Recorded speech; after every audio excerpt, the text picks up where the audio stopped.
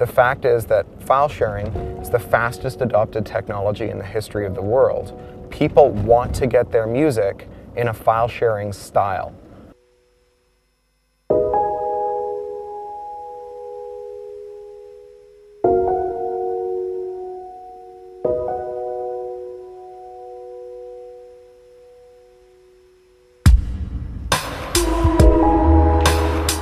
I think that we should have fewer rules about who's allowed to be creative and more freedom to be creative.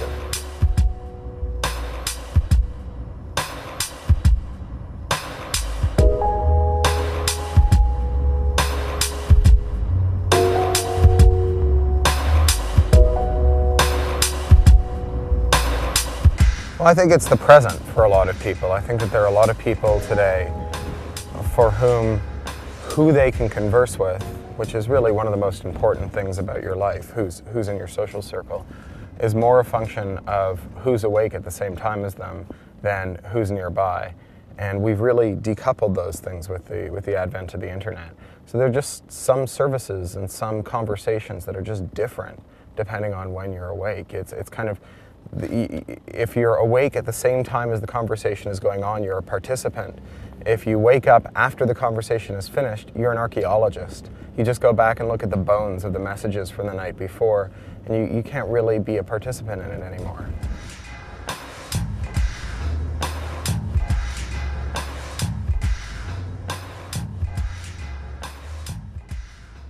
I think I live more or less in a kind of mid-Atlantic time zone. I tend to get up very early, 4:30 in the morning, and work really intensely till about 7 or 8, and that catches the last sort of dying hours of the West Coast.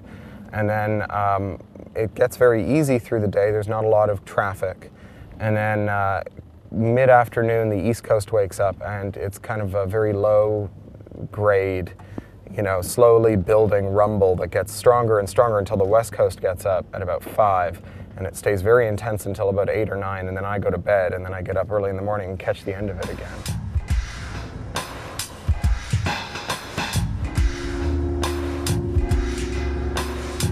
Well, so I love the distinctive features of places. I love, being here in the East and seeing what it's like around here.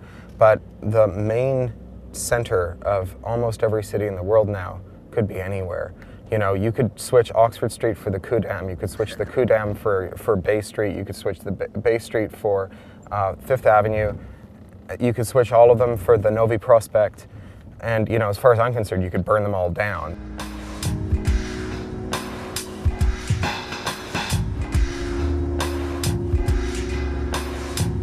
I think that we've seen that one of the amazing things that's happened as a result of YouTube and the advent of easy video hosting, sharing, and remixing is that we're developing a visual vocabulary for commenting on, remixing, and editorializing on video that is comparable to the way that we mark up text. We've never really had that. There's never been a way to editorialize on video, to remake video, to discuss video the way that we discuss text, directly manipulating the video files.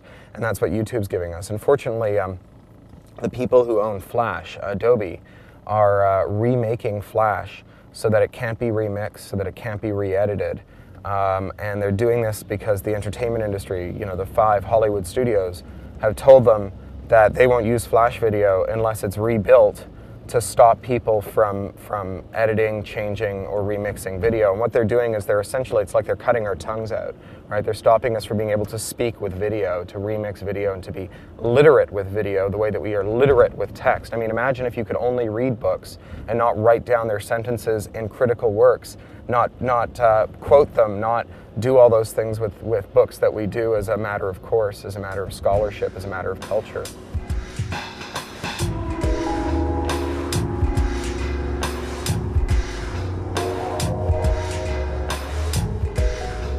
They say all rules are local, and no one knows how local their rules are. So we are inclined to believe that because it has been this way since we were born, it should be this way forever, and it has been this way forever, and it's not true. In living memory, the artists who got paid were totally different from the artists who are getting paid now. And what you were allowed to take is totally different from what you're allowed to take now. So for example, back when the only way you could take someone else's song was by playing it with a guitar, the Beatles went and they took the R&B licks, the blues songs, the 1-4-5 progression, and the early rock and roll from black artists, and they remixed it. You know, they went to Hamburg and they played it, and they got rich and famous, and they didn't send any money to, you know, Blind Lemon Jefferson's family, because that taking was considered normal and lawful, largely, I think, because black artists didn't have millions of dollars to spend on lawyers to argue that this was theft. Now today, you have black artists like DJ Danger Mouse who sample the Beatles. And instead of using a guitar the way the Beatles did when they sampled black artists, he uses a computer. And because he's using a computer, and because the Beatles publishing company has millions of dollars to spend on lawyers, they argue that what he takes isn't fair.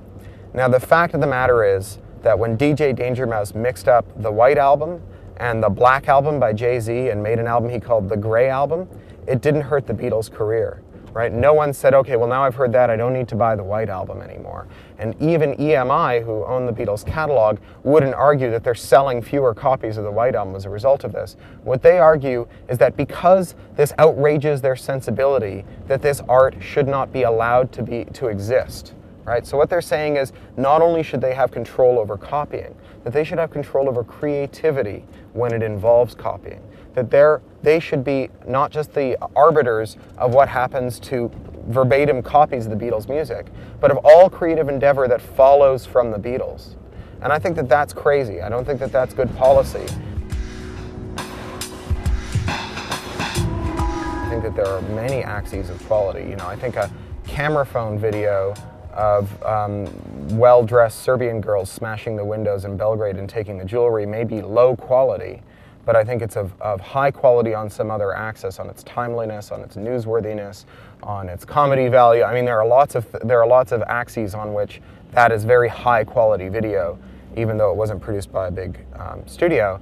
I think that the way that big ideas are explored on the internet, by and large, is accretive and iterative. So people will write a little or think a little about something, and then someone else will add another little piece and another little piece and another little piece, and it's like grains of sand that trickle in and allow you at each time a moment to reflect or refract and think about what that person just said in light of the other little bits you've just said. Instead of having a big kind of monolithic 90-minute report, you kind of get a dribble of stuff. But I think that there's a way that these two approaches can be very complementary.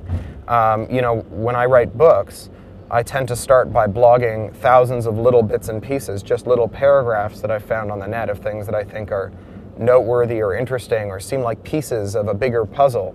And then having done all of that, those little pieces, I write the big thing. And I produce that largely for consumption offline. Although I distribute the books online, I don't think people read them off screens. I think they refer to them, right? They can use them as searchable texts. I think they use them to figure out whether or not they want to read the long form work, but I think it's a rare person who has the choice who will read a long book off of a screen instead of in a codex, in a printed object.